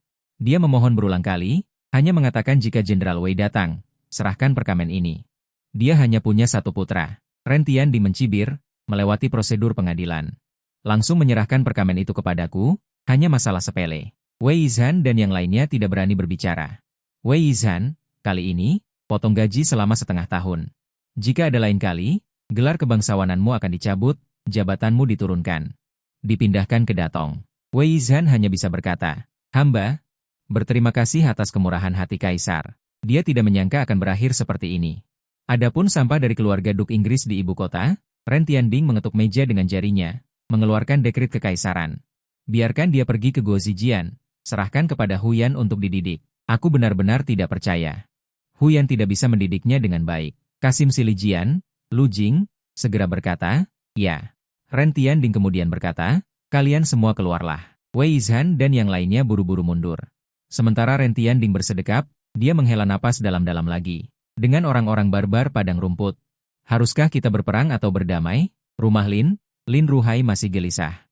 Lin Chen bertindak seolah tidak terjadi apa-apa, makan pisang di samping. Ayah, sudah kubilang kau terlalu penakut. Lihat, ini sudah hari kedua. Tidak ada apa-apa. Guntur besar, hujan kecil. Lin Ruhai menegur. Apa yang kau tahu? Ini belum berakhir. Jika dekret benar-benar datang, itu akan buruk. Lin Chen berkata dengan acuh tak acuh, tenang saja, ayah. Bukankah aku sudah menyuruhmu untuk mencari koneksi juga dan menulis surat kepada Kaisar? Selama bangsawan Wei itu juga menghadap Kaisar. Perkamen itu akan diserahkan. Pada saat itu, Kaisar secara alami akan membagi kesalahan secara merata. Apakah dia masih akan membunuh orang karena masalah ini? Lin Chen selesai makan pisang, langsung melompat dari kursi. Baiklah, aku, tuan muda ini, ingin melihat kedai anggur. Aku, tuan muda ini, juga berencana untuk membuat restoran. Lin Ruhai berkata kepada Lin Chen, asalkan kamu tidak rugi. Itu sudah keberuntungan besar. Lin Chen terkekeh, ayah, tunggu sampai tagihan bulan ini keluar, aku akan langsung membuatmu terkejut. Sekarang, biarkan ini menjadi rahasia dulu. Oleh karena itu, Lin Ruhai mengikuti Lin Chen, bersiap untuk pergi keluar. Tepat pada saat itu, sebuah suara dari luar tiba-tiba terdengar. Suara itu tajam, agak melengking, seperti suara yang dipaksakan. Seorang Kasim diikuti oleh beberapa Kasim masuk. Lin Ruhai hampir gemetar. Dia hampir jatuh dari kursi. Dia buru-buru datang, melihat Lin Chen berdiri. Dia segera menariknya, cepat berlutut, ini adalah titah kekaisaran. Lin Chen berlutut dengan enggan. Kata-kata dalam titah itu masuk akal. Lin Chen juga tidak terlalu ingin mendengarkan. Hanya kalimat terakhir yang dia mengerti, meskipun sangat nakal. Namun masih ada harapan untuk diperbaiki. Mulai hari ini, diperintahkan untuk masuk ke Guo Zijian. Untuk belajar dengan Huyan secara pribadi. Begitu kata-kata ini keluar. Lin Chen membelalakan matanya, hanya berpikir, selesai sudah aku. Suruh aku pergi ke Guo Zijian? Aku tidak suka belajar. Lin Ruhai sangat gembira. Dia langsung menekan kepala Lin Chen, cepat berterima kasih. Lin Chen dipaksa untuk berterima kasih. Kasim itu tersenyum sinis kepada Adipati Ingguo, Anda benar-benar memiliki putra yang baik. Yang mulia secara pribadi mengeluarkan titah untuk putramu, bahkan menyebutkan Guo Zijian. Lin Ruhai sangat gembira. Hamba berterima kasih kepada Yang Mulia, berterima kasih atas rahmat agung. Dia menerima titah itu. Lin Chen tampak murung. Lin Ruhai memberi Kasim itu sejumlah uang. Kasim itu sangat puas. Sebelum pergi, dia mengucapkan beberapa patah kata lagi. Adipati Lin, saya masih memiliki beberapa hal untuk dikatakan kepada Anda. Meskipun ini masalah kecil, tetapi tidak boleh terjadi dua kali. Jika terlalu sering, Yang Mulia juga akan marah. Kali ini, Yang Mulia hanya membiarkannya berlalu begitu saja. Lin Ruhai tersenyum meminta maaf, jangan khawatir, saya pasti akan mendidik putra saya dengan baik. Setelah Kasim itu pergi, hati Lin Ruhai akhirnya merasa lega. Sementara Lin Chen tampak kesal. Apa maksudnya mengirimku ke Guo Zijian? Apakah aku terlihat seperti orang yang bisa belajar? Orang yang masuk untuk belajar? Lin Ruhai berkata, Anak, kali ini bisa dibilang beruntung, dan kamu bisa masuk Guo Zijian untuk belajar dengan Huyan. Itu hal yang bagus. Kali ini setelah kamu masuk, kamu tidak boleh membuat masalah. Lin Chen sangat tertekan. Ayah, kamu selalu khawatir aku akan membuat masalah. Lin Ruhai berkata dengan sungguh-sungguh, Nak, sifatmu terlalu impulsif. Ibu kota ini sangat dalam. Jika suatu hari kamu menendang lempengan besi, ayah tidak akan bisa melindungimu. Di usiamu, kamu tidak tahu cara hidup rendah hati. Itu normal. Tapi kamu harus mendengarkan kata-kata ayah. Ini bisa melindungi hidupmu. Kata-kata Mas, bahkan bayi pun tahu, Tuan muda. Tuan benar, aku tahu, aku tahu. Lin Chen mencibir. Dia secara alami tahu itu benar, tapi dia adalah seorang penjelajah waktu untuk urusan interpersonal. Tentu saja dia bisa mengendalikannya dengan baik. Satu-satunya hal yang diandalkan adalah berjalan di atas, dan tidak akan ada konsekuensi buruk. Sayang sekali Lin Ruhai terlalu berhati-hati. Setelah berbicara, Lin Ruhai sangat senang. Ayo, Ying Er, antar tuan muda ke Guo Zijian. Aku akan mengambil 500 tael perak lagi untuk Melobi, dan langsung memberikannya kepada cendekiawan Agung Huyan. Lin Chen membelalakan matanya. Bagus untukmu Lin Ruhai, sebelumnya aku ingin berbisnis, meminjam beberapa ratus tael perak tidak ada. Sekarang kamu bahkan bisa mengambil 500 tael perak? Berapa banyak uang yang kamu miliki? Situasinya berbeda. Kamu menghambur-hamburkan uang. Jika kamu disukai oleh Huyan, itu berarti kuburan leluhur keluarga Linku mengeluarkan asap hijau. Lalu bagaimana dengan restoranku? Jangan khawatir, aku akan secara pribadi menjaganya. Dan melatih pelayan. Kepala pelayan juga akan memberimu jaminan bahwa restoran akan aman dan sehat. Baiklah, kalau begitu aku akan pergi ke Guo Zijian. Lin Chen menghela nafas. Guo Zijian berada di bagian barat laut seluruh Kyoto. Memandikan pegunungan hijau yang lembut dan dekat dengan kuil Gudu, itu masih cukup ramai. Lin Chen diikuti oleh Ying Er, memegang dekret kekaisaran di tangannya, dan tiba di Guo Zijian. Menunjukkan dekret kekaisaran kepada tentara yang menjaga gerbang, dan kemudian masuk. Setelah memasuki Guo Zijian, yang terlihat hanyalah tembok istana yang tinggi, dengan jarak yang tidak terlalu jauh. Ada juga beberapa halaman dengan plakat bertuliskan, seperti Aula Ming, dan juga Aula Shuai Xing, Aula Cheng Xing, Aula Chongxi, Aula Xiudao, dan lain-lain. Setiap kali melewati aula, Lin Chen bisa mendengar suara membaca yang nyaring dari dalam. Ying Er bersukacita di belakang. Tuan muda, yang belajar di Guo Zijian ini. Kebanyakan adalah putra-putra adipati dan jenderal militer. Tuan berkata, jika Anda menjalin hubungan baik dengan mereka, pasti akan membantu di masa depan. Tuan juga mengatakan, Anda juga sudah 18 tahun. 2 tahun lagi Anda akan dewasa. Manfaatkan usia ini, kembangkan reputasi yang baik di Guo Zijian. Anda juga dapat menemukan gadis yang lebih baik, menikah dan memulai bisnis, atau menyebarkan keturunan. Dengan begitu tugas Tuan akan selesai. Lin Chen bergumam, kenapa seperti Tuan di bumi yang didesak oleh ibu tiri. Ying Er yang gembira mendengarnya agak kabur. Tuan muda, apa yang Anda katakan? Tidak apa-apa, tanyakan, di mana aula Mingjing yang ingin kita tuju? Ying Er maju, Lin Chen menangkupkan kedua tangannya. Jujur saja, penampilannya masih lumayan, setiap hari menjadi tuan muda, tetapi ketika mulai bertindak, benar-benar gagah. Ketika sebuah aula di depan selesai kelas, Ying Er buru-buru maju bertanya. Permisi, di mana aula Mingjing milik Huyan Jijiu? Pria itu berkata. Ikuti jalan ini, terus berjalan ke dalam, itu adalah aula Mingjing. Terima kasih. Pria itu menggelengkan kepala lagi, tidak perlu sungkan. Tuan muda Anda memasuki aula Mingjing, entah itu baik atau buruk. Ketika dia hendak pergi, Lin Chen segera menghadang, dengan wajah tersenyum. Tuan muda ini, mengapa Anda mengatakan itu baik atau buruk? Ying Er melihat lawannya merasa sulit. Dia adalah tuan muda saya. Dia masih ragu. Lin Chen langsung mengeluarkan selembar uang perak. Ini 10 tael uang perak. Pria itu kemudian berkata, Huyan adalah Jijiu. Dia juga mengajar. Tetapi dia yang paling ketat, siswa yang jatuh ke tangannya, lebih baik dilahirkan kembali. Sering memberikan hukuman fisik, jika tidak bisa menghafal buku, dia juga akan memukul punggung tangan. Lin Cheng melebarkan matanya, bahkan hukuman fisik, Jian Sheng menelan ludahnya. Benar, Hu Jiziu memang seperti itu, jadi Jian Sheng takut padanya. Apakah masih ada hukum? Apakah masih ada undang-undang? Pihak lain memandang Lin Cheng dengan aneh. Hu Jiziu adalah Jiziu dari Guo Zijian. Dia yang terbesar di sini. Dia adalah hukum. Siapa Anda? Lin Cheng memberi hormat, putra Adipati Ingguo. Lin Cheng, ekspresi pihak lain segera berubah, cepat pergi. Ternyata sampah dari ibu kota. Lin Cheng terkejut. Apakah aku begitu terkenal? Bahkan uang pun tidak diinginkan lagi. Dengan cepat menjauh, itu bukan reputasi yang baik. Ada sebuah buku di atasnya, sangat menyedihkan. Lin Cheng menelan ludahnya. Momen ini membuatnya teringat akan 3 tahun ujian masuk perguruan tinggi.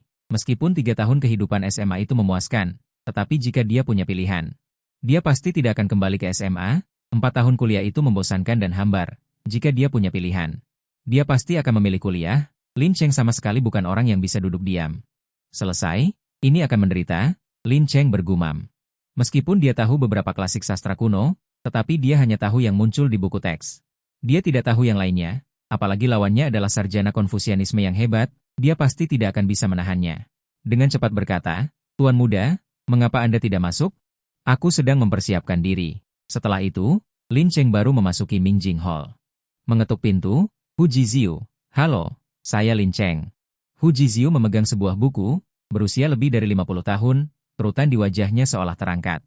Kemudian memutar matanya kembali, perlahan, bersuara, "Hem." Setelah itu, dia mengabaikan Lin Cheng dan terus membaca. "Hei, ini memberiku sambutan dingin, aku tahan." Lin Cheng menunggu dengan sabar, beberapa anak di kelas juga menatap dengan rasa ingin tahu. Setelah beberapa saat, setelah selesai membaca, Hu Jiziu baru melihat Lin Cheng. "Masuklah." Lin Cheng masuk, mata pelajaran yang dipelajari. Mempelajari geometri, tapi tidak mempelajari 4 kitab dan 5 klasik. Lalu, bagaimana dengan buku-buku sejarah dan berbagai aliran filsuf? Tidak. Lalu, apa yang kamu pelajari? Lin Cheng berpikir dengan cermat, Dou Dizhu, Mahjong. Apa itu? Pai Gou, kartu remi. Para siswa di kelas tertawa terbahak-bahak, tetapi ketika guru itu lahir, anak-anak itu menutup mulut mereka. Guru Hu mengambil tongkat pengajar. Perlahan berjalan ke arah mereka, mengulurkan tangannya. Anak-anak itu tidak berani melawan. Hanya bisa mengulurkan tangan mereka, dan Guru Hu memukulnya dengan keras. Lin Cheng merasa sakit saat melihatnya. Mereka tidak melawan, Lin Cheng sedikit tidak mengerti. Sebenarnya, Lin Cheng masih terlalu rendah dalam memahami status guru di zaman kuno. Kayu busuk. Sampah, bagaimana Yang Mulia mengirim kayu busuk seperti Anda ke sini? Lin Cheng langsung marah. Guru Hu, aku juga tidak ingin datang. Atau, Anda bisa mengirimkan memorandum kepada Yang Mulia dan menarik kembali perintah itu. Guru Hu mendengus. Karena kamu sudah di sini, aku akan mendidikmu dengan baik. Mulai hari ini, kamu harus mempelajari 4 kitab dan 5 klasik. Aku juga akan memeriksa pekerjaan rumahmu. Sial, mata Lin Cheng membelalak. Bukankah itu sudah tamat? Kehidupan mendengarkan opera dan lagu saya. Kehidupan generasi kedua kaya yang bebas dan bahagia saya. Saya harus tenggelam dalam siksaan membaca buku tanpa akhir lagi.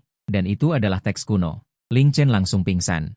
Guru Hu mendengus. Guru ini berpengetahuan luas tentang masa lalu dan sekarang. Bagaimana mungkin saya tidak tahu bahwa Anda benar-benar bodoh?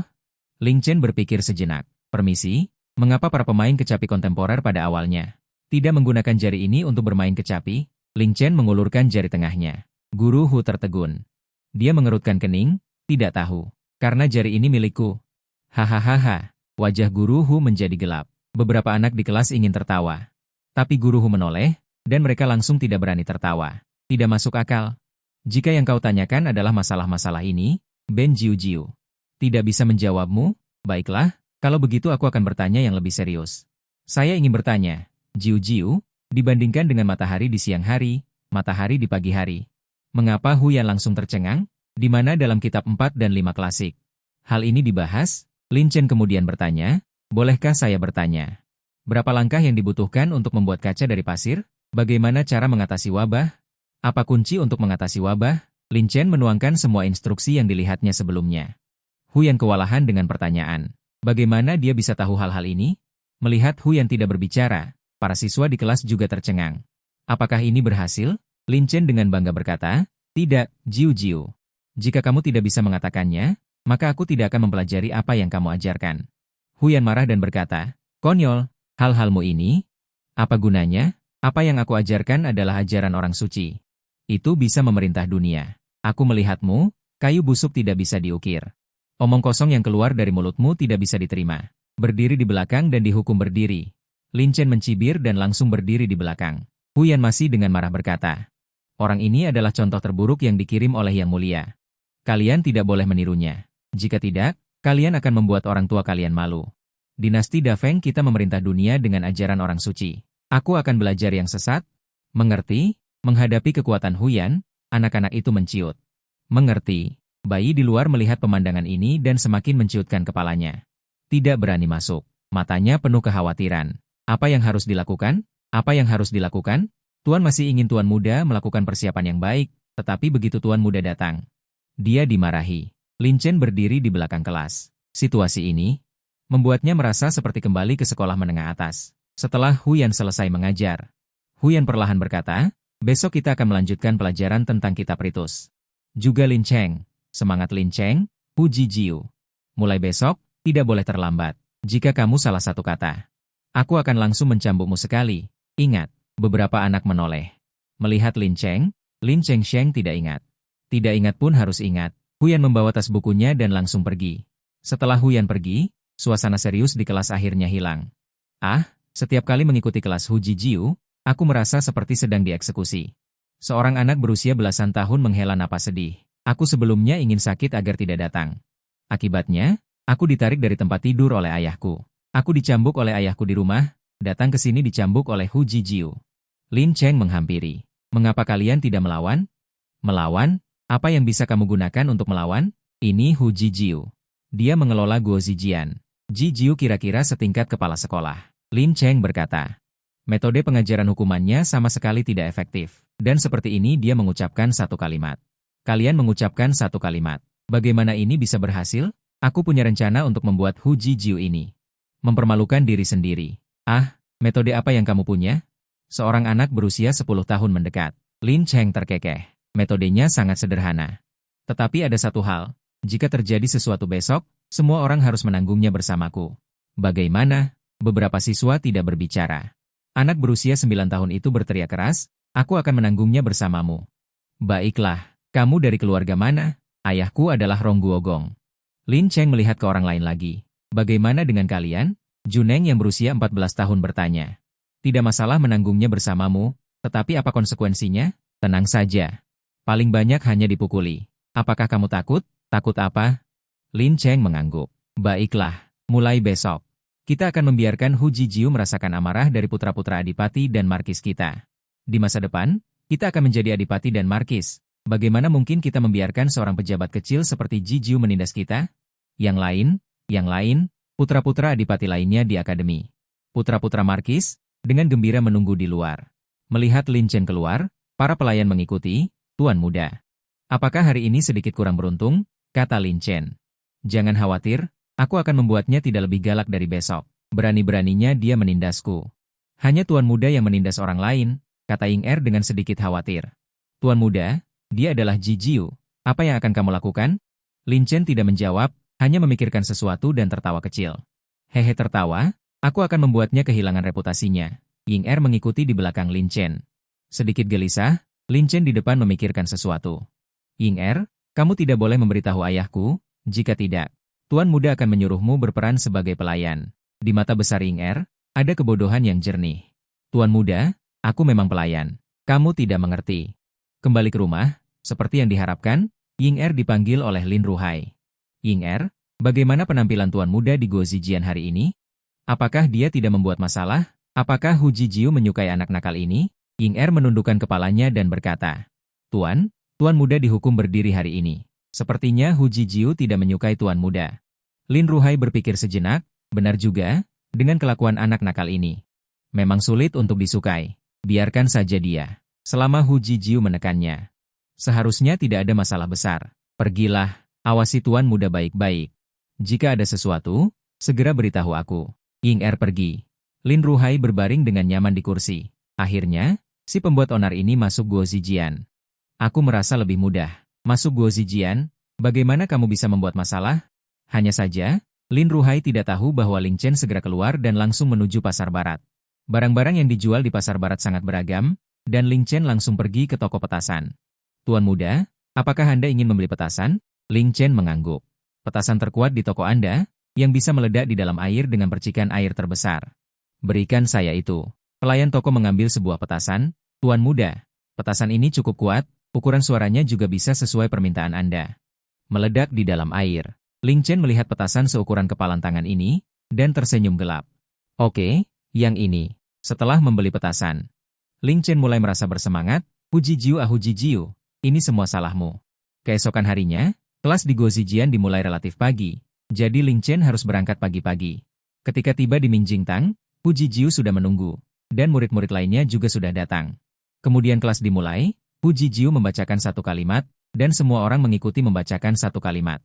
Kemudian Hu Jijiu menjelaskan artinya, dia bahkan secara khusus memilih Ling Chen untuk membaca, tetapi Ling Chen saat ini bersemangat. Jadi dia tidak membuat kesalahan apapun. Setelah setengah jalan, Hu Jijiu berkata perlahan, "Ling Chen, kamu cukup baik, belajarlah dengan sungguh-sungguh, jangan mempermalukan ayahmu." "Ling Chen," Hu Jijiu berkata, setelah selesai. Hu Jijiu membiarkan semua orang istirahat sebentar, dan dia sendiri berjalan keluar dari Ming Jingtang, murid bernama Juneng di depan. Menoleh, "Ling Chen, bagaimana rencanamu? Ayo pergi bersama." Ling Chen diam-diam mengikuti keluar, melihat dari jauh Hu Jijiu, melihat Hu Jijiu masuk ke kamar kecil. Mulai bertindak, Ling Chen terkekeh, dan berjalan dengan hati-hati. Melihat sekeliling tidak ada orang, Ling Chen mengeluarkan petasan yang dibelinya kemarin dari sakunya, lalu mengeluarkan pemantik api. Langsung menyalakan petasan itu, ada penutup di belakang lubang kakus, Ling Chen membuka penutup itu. Seketika melemparkan petasan yang menyala ke dalamnya, menutup penutupnya, dan menjauh. Ling Chen menghitung mundur dalam hatinya, Juneng dan yang lainnya yang ikut, juga tercengang.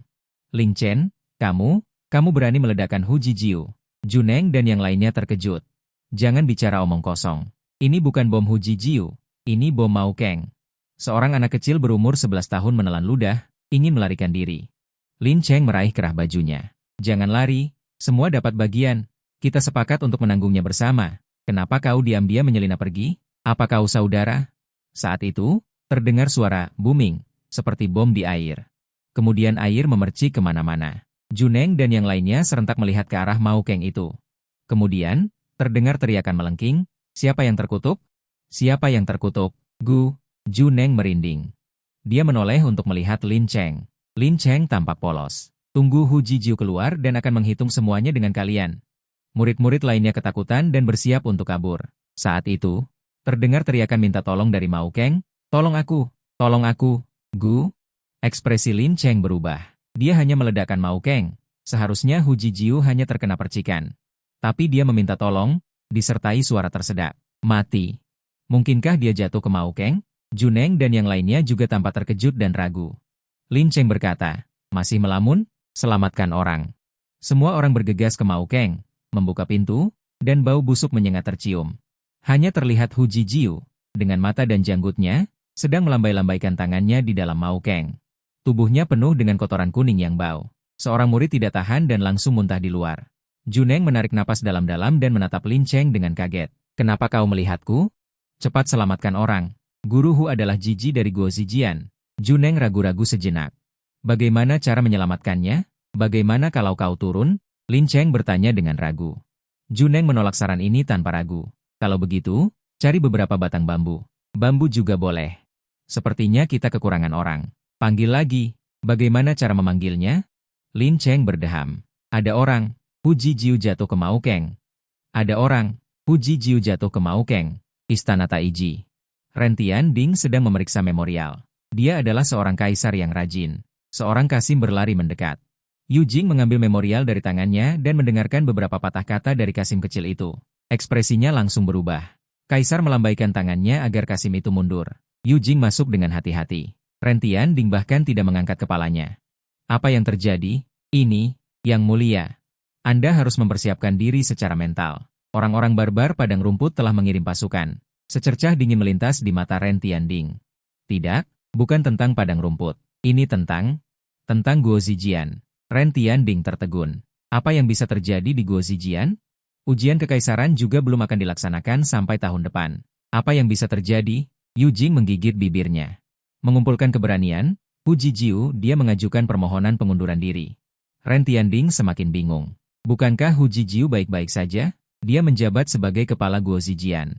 Aku juga tidak memperlakukannya dengan buruk. Kenapa dia tiba-tiba mengundurkan diri? Yu Jing menunduk. Hu Jijiu jatuh ke dalam lubang kakus. Apa? Ren Tianding sepertinya meragukan pendengarannya. Hu Jijiu, ketika dia meninggalkan istana. Seseorang melemparkan petasan dari belakangnya. Dia tidak menyadarinya dan jatuh ke dalam lubang kakus. Wajah Ren Tianding menjadi muram. Keterlaluan. Siswa mana yang begitu berani? Apakah itu orang yang sebelumnya berkelahi dengan putra Adipati Zheng? Apakah itu orang yang sebelumnya berkelahi dengan putra Pangeran Wei? Ya, keterlaluan. Ren Tianding membanting meja karena marah. Segera panggil Ling Ruhai ke istana. Aku ingin melihat bagaimana dia mendidik putranya. Bagaimana bisa dia mendidik anak seperti itu? Bahkan menghancurkan lubang kakus kepala sekolah. Apakah itu yang bisa dilakukan manusia? Yu Jing juga merasa sangat pahit di dalam hatinya. Putra Adipati Inggris ini terlalu kurang ajar. Dia berani melakukan hal seperti ini. Ren Tianding sangat marah. Juga, suruh Ling Chen berdiri sebagai hukuman. Suruh dia berdiri di sana. Yu Jing teringat sesuatu. Yang mulia, selain Ling Chen, siswa lain dari Ming Jingtang juga terlibat dalam masalah ini. Ren Tianding tertegun. Siapa saja? Ada putra Adipati Rong. Ada putra Markuis Zongshan, putra Markuis Dezheng, putra Markuis Jing'an. Cukup, cukup. Ren Tianding sangat pusing. Benar-benar dia. Seluruh siswa Ming Jingtang terseret ke dalam air. Yu Jing tidak menjawab. Nanti aku akan membujuk Hua Iqin. Tidak harus menggali tulang. Tidak ada yang tahu tentang ini. Yu Jing berbisik. Yang mulia, saat itu Ling Chen berteriak di luar kakus, ada orang di sini. Hu Jijiu jatuh ke kakus. Banyak orang yang mendengar. 10 orang menyebarkannya, 100 orang menyebarkannya. Mungkin seluruh Guo Zijian tahu. Ini mungkin alasan utama Hu Jijiu menggali tulang. Ren Tianding terdiam. Memalukan, memalukan. Generasi ini tidak sebaik generasi sebelumnya. Bagaimana Adipati Ingkuo melahirkan anak durhaka seperti itu? Dia berkata dengan dingin, pertama, beri Ling Ruhai keadilan. Siap. Rumah Adipati Ingkuo. Ling Ruhai duduk santai di kursi rotan, merasa sangat nyaman. Hari-hari santai Ran. Sejak anak durhaka itu memasuki Guo Zijian, hari-hari baikku hilang. Pelayan di samping tersenyum dan berkata, Tuan, Tuan muda pasti akan hadir. Ling Ruhai memejamkan mata. Aku tidak berharap dia hadir. Aku hanya berharap dia tidak membuat masalah. Pelayan itu berkata, Tuan muda sudah masuk Guo Zijian, tidak akan membuat masalah apapun. Senyum muncul di wajah Ling Ruhai. Yang mulia memang pintar, memindahkannya ke Guo Zijian. Saat itu, seorang Kasim bergegas masuk dari luar, Adipati Ling. Ling Ruhai bangkit dan segera menyambutnya, permisi, Tuan Kasim. Ini, Kasim itu mengeluarkan lencana. Cepatlah. Yang mulia memintamu untuk menghadap.